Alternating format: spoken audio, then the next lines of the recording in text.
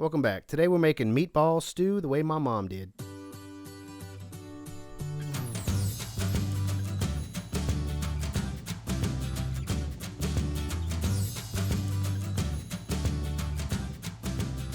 Alright, you're going to want to use your favorite cast iron skillet, what you normally make your roux in, and add a total of 3/4 of a cup of butter, 3/4 of a cup of flour. I prefer butter in my gumbo because butter adds an extra layer of richness compared to just using regular vegetable oil or canola oil.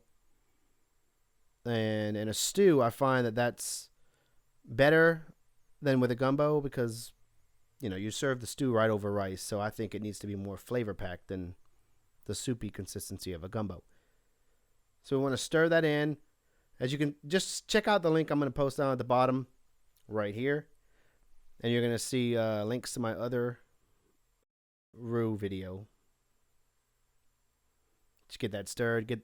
What we're going for is a really nice dark brown, reddish brown color. Here's a little close-up shot of what it looked like kind of right in the middle. There you go. That's the color I'm going for. Now, I chopped these vegetables before, but I'm going to show you guys now. You want to cut up 1 large onion in slices. You want to cut up 1 bell pepper. Let's get those chopped up like that. All right, the bell peppers. Now we're going to cut up the celery.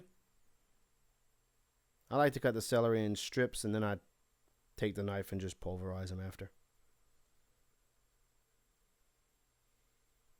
There you go.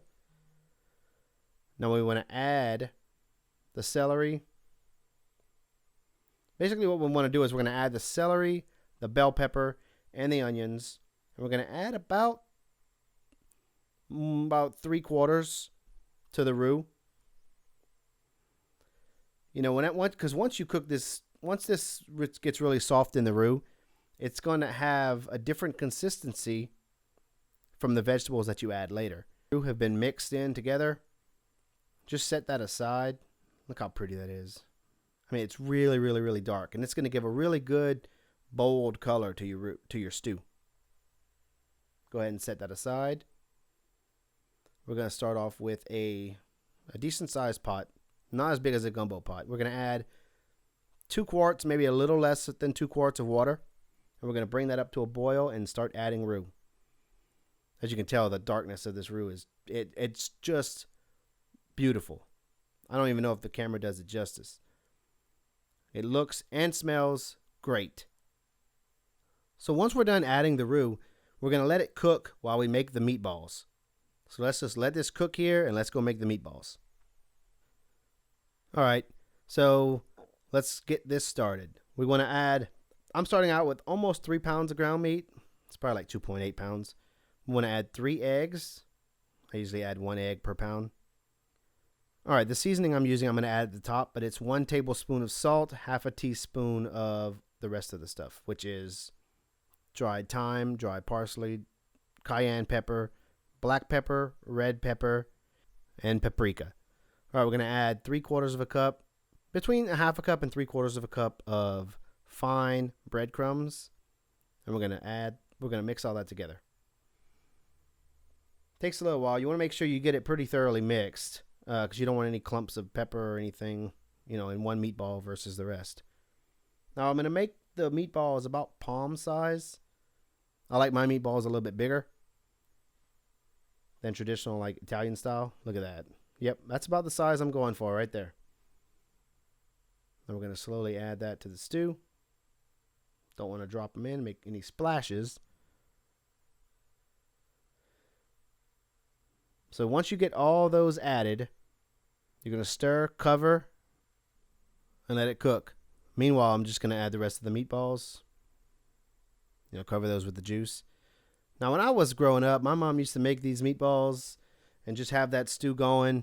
Then I would come inside from playing, and you know what? It just smelled insane. Nothing beats Mama's cooking. So now it's time to add the rest of the vegetables. But yeah, you know, you playing outside. There's nothing like your childhood memories and everything. I guess it's nostalgia, but everything seems enhanced when you think about it in the past. But I just remember Mom making the meatball stew, and oh, it was just to die for. It was amazing. So now we're gonna add 1/4 of a cup of seasoning, which is the same thing as 3 tablespoons. So if you wanted to change this up, you could add a tablespoon and a half of salt, half a tablespoon of black pepper, half a tablespoon of cayenne pepper. You can use some paprika, about a half a teaspoon of garlic powder and onion powder. But I just like my traditional Cajun seasoning. It's easier. You just add it and stir and let it cook. So what we're going to do is cover this and let it cook for about an hour. You want to stir occasionally and just keep checking on it. And then before you serve it, you want to taste, make sure the seasonings are good, then serve it. Serve it over rice. This is a stew, not a gumbo. I like 2 meatballs per plate. I like to top it with a little bit of onion tops, some green onions, but that's optional. I hope you enjoyed this video, guys. If you did, please subscribe. Also, make sure you hit that bell down at the bottom so you get notified whenever I upload a new video. I hope you try this recipe and love it. If you do, I appreciate a thumbs up. I appreciate it and have a great day.